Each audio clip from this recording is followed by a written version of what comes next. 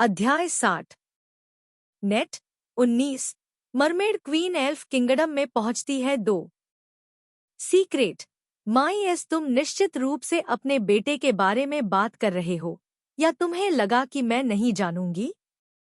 बस सुनिश्चित करने के लिए, वह वही है जिसके बारे में तुम बात कर रहे हो, है न? उफुफुफु, शायद। हर कोई जानता है कि एल्फ किंगडम में पुरुष एल्फ की संख्या महिलाओं की तुलना में कम थी, जिसका अर्थ है कि एल्फ एक मातृसत्तात्मक समाज में रहते थे जहां महिलाओं के पास अधिकांश शक्ति थी। बेशक, कुछ पुरुष अभी भी राज्य के भीतर बहुत महत्वपूर्ण पदों पर थे। पुरुष दुर्लभ थे और केवल 30% एल्वेन आबादी का हिस्सा थे, जबकि महिलाओं की संख्या लगभग 70% थी। चूंकि पुरुष महिलाओं की तुलना में अपेक्षाकृत छोटे थे, इसलिए अब एल्वेन संस्कृति के भीतर अनाचार संबंधों का होना एक आम और स्वीकृत प्रथा बन गई थी। लेकिन केवल तभी जब परिवार के सदस्य इसके लिए सहमत हों। इसे पारिवारिक वंश को संरक्षित करने और अपनी विरासत को जारी रखने के साधन के रूप में देखा गया। उन्होंने इसे अपने पारिवारिक बंधनों को मजबूत करने और अपनी वंशावली को संरक्षित करने के तरीके के रूप में भी देखा। यही कारण है कि एरियल को एवलिन द्वारा उसके स्तनों के बारे में कही गई बातों से आश्चर्य नहीं हुआ, जो संभवतः ओरियन के थे। अगर ओरियन भविष्य में एवलिन और एलेना दोनों से शादी करने का फैसला करता है, तो एल्वेन साम्राज्य और सामान्य रूप से दुनिया में यह आश्चर्यजनक नहीं होगा। हालांकि उन तीनों को इस तरह की व्यवस्था के लिए सहमत होना पड़ा। उस विषय से अपना ध्यान हटाते हुए एरियल ने एवलिन के स्तनों पर एक बार और नजर डालने का फैसला किया और उसने कुछ साल पहले उन्हें आखिरी बार देखने के बाद से इसमें कुछ अलग देखा। सच में, एवलिन, क्या यह सिर्फ मैं ही हूँ, या तुम्हारे स्तन पहले से बड़े हो गए हैं? हाँ, तुम्हें ऐसा लगता है? एवलिन ने अपने हाथों को अपने स्तनों पर रखा, उन्हें टटोलते हुए यह देखने के लिए कि क्या वे बड़े हो गए हैं। उसके हाथों की हरकतें वाकई मोहक और कामुक लग रही थी, जिससे विकृत मत्स्यांगना रानी को भी लार का एक बड़ा टुकड़ा निगलने में संघर्ष करना पड़ रहा था। @novelbin @।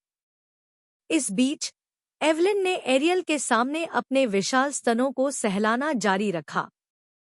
क्या तुम्हें सच में लगता है कि वे पहले से बड़े हो गए हैं?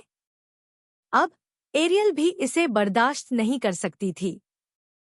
हाँ, वे हैं, उसने जवाब दिया, धीरे धीरे एवलिन की ओर बढ़ते हुए। उसके मुंह से लार टपक रही थी कि वह एवलिन के स्तन के कितने करीब थी। क्या मैं उन दूधियों को छू सकती हूँ? अब एरियल एक आज्ञाकारी छोटी लड़की की तरह व्यवहार कर रही थी। तुम्हें यह चाहिए? एवलिन ने अपने स्तनों को और भी अधिक दिखाया ताकि एरियल उन्हें अच्छी तरह से देख सके। हाँ, माँ। एरियल एवलिन की ओर कूद पड़ी, एवलिन को भागने का मौका न देने की पूरी कोशिश कर रही थी। हालांकि उसके हाथ एवलिन के स्तन पर पहुंचने से ठीक पहले कैरन ने अचानक उसे कमर से पकड़ लिया और उसकी पीठ से निकले अपने तंबुओं से उसे पकड़ लिया। ठीक है, महाराज। मुझे लगता है कि यह काफी है। हम रानी एवलिन की पोशाक को बर्बाद नहीं करना चाहते, करेन ने एरियल को पास के बिस्तर पर लिटाते हुए कहा।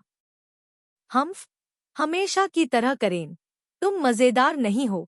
एरियल ने अपने पैरों को क्रॉस किया और अपने हाथों को अपने स्तनों के नीचे मोड़ लिया और चेहरे पर एक मुस्कान बिखेरी। करेन ने जवाब में कुछ नहीं कहा। इसके बजाय उसने अपना चश्मा सीधा किया और एवलिन और एलेना को प्रणाम करने से पहले अपना ध्यान वापस एवलिन की ओर लगाया। नमस्कार, महाराज। एवलिन ने मुस्कुराते हुए जवाब दिया। नमस्ते करेन, कई साल हो गए हैं। आप कैसी हैं? अच्छा नहीं, महाराज। रानी एरियल हो सकती है। करेन कुछ कहने ही वाली थी कि उसके पीछे से एरियल की आवाज आई, जिसने उसे रोक दिया। क्या तुम कुछ कहने की हिम्मत नहीं कर सकती, करेन? अगर तुम ऐसा करोगी तो मैं तुम्हें नंगा कर दूंगी और तुम्हारे स्तनों को तब तक दबाऊंगी जब तक तुम बहुत जोर से वीर्यपात नहीं कर देती। यह सुनकर कैरन ने आह भरी। इस दर पर रानी उसे बूढ़ी होने से पहले ही बूढ़ा बना देगी। यह वही है जो मैं राज्य में रख रही हूँ। रानी एरियल अश्लील शब्द बोलना पसंद करती है जो एक सभ्य रानी के व्यवहार से बिल्कुल अलग है। बस हो गया। मैं अब तुम्हें नंगा करने जा रही हूँ। कैरन तुरंत एलेना के पीछे आ गई, फुफकारती हुई आवाज निकालते हुए छिप गई। जब उसने देखा कि एरियल अब उसकी ओर नहीं आ रही है, तो कैरन ने अपने करीबी दोस्त को गले लगाने का मौका इस्तेमाल किया। हालांकि एरियल मरमेड राज्य में कैरन की सबसे अच्छी दोस्त थी। एरियल के अलावा कैरन जिस एकमात्र व्यक्ति के साथ वास्तव में करीब थी, वह कोई और नहीं बल्कि एलेना थी। युद्ध समाप्त होने के बाद दोनों वास्तव में करीब आ गए थे।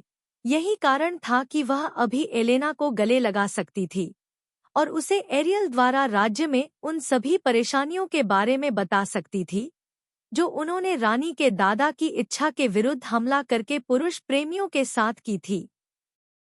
एलेना मुस्कुराई और करेन की पीठ थपथपाकर उसे शांत करने की कोशिश की, जिससे करेन वाकई खुश हुई और उसने सहज रूप से एरियल की ओर देखा, अपनी जीभ को रानी की ओर घुमाते हुए एलेना को कसकर गले लगाया। वह एरियल को साफ तौर पर दिखा रही थी कि वह एरियल के विपरीत एलेना को एक बहुत अच्छी दोस्त मानती है। यह देखकर एरियल ने अपनी जीभ चटकाई और अपना सिर एक तरफ झुका लिया। वह समझ गई कि करेन क्या कहना चाह रही थी। भले ही करेन ने बोलने के लिए अपना मुंह नहीं खोला, उसकी हरकतें जोर से और स्पष्ट थीं। अपने सामने ये सब होते देख एवलिन मुस्कुराई कि उनमें से हर कोई कितना करीब था। उनमें से कोई भी यह विश्वास नहीं कर सकता था कि एक दिन, अगर उन्हें सदियों पहले बताया गया होता कि वे सभी भविष्य में घनिष्ठ मित्र बनेंगे, तो ऐसा कभी नहीं हो सकता था। उस समय वे सभी दुश्मन थे, उनमें से प्रत्येक के अलग अलग लक्ष्य और सपने थे, लेकिन अब वे सबसे अच्छे दोस्त थे। एरियल ने एवलिन को मुस्कुराते हुए देखा और उसका चेहरा एक भ्रूभंग में बदल गया। क्या मजाक है, हो? मुझे विश्वास नहीं हो रहा है कि तुम्हारा एक बच्चा है और तुमने मुझे नहीं बताया या मुझे अपने राज्य में आमंत्रित भी नहीं किया। मैं अभी भी तुमसे नाराज हूँ। तुम्हें पता है, एरियल ने बड़बड़ाया और अपना सिर एक तरफ कर लिया।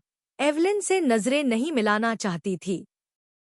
एवलिन देख सकती थी कि उसकी सबसे अच्छी दोस्त कितनी दुखी थी, लेकिन वह जानती थी कि एरियल सही थी, इसलिए उसने वही किया जो उसके दिमाग में आया।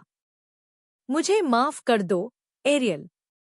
एरियल एवलिन की ईमानदारी को महसूस कर सकती थी, इसलिए उसने उसकी माफी स्वीकार कर ली। ठीक है, अगर तुम मुझे अपने स्तनों को छूने दोगे तो मैं तुम्हें माफ कर दूंगा। नहीं, एवलिन ने तुरंत अपने चेहरे पर एक दयालु मुस्कान के साथ जवाब दिया। उसके स्तन केवल एक पुरुष योगिनी के थे, इसलिए चाहे एरियल कितनी भी बार खुद को संतुष्ट करना चाहे, एवलिन उसकी मांगों पर सहमत नहीं होगी।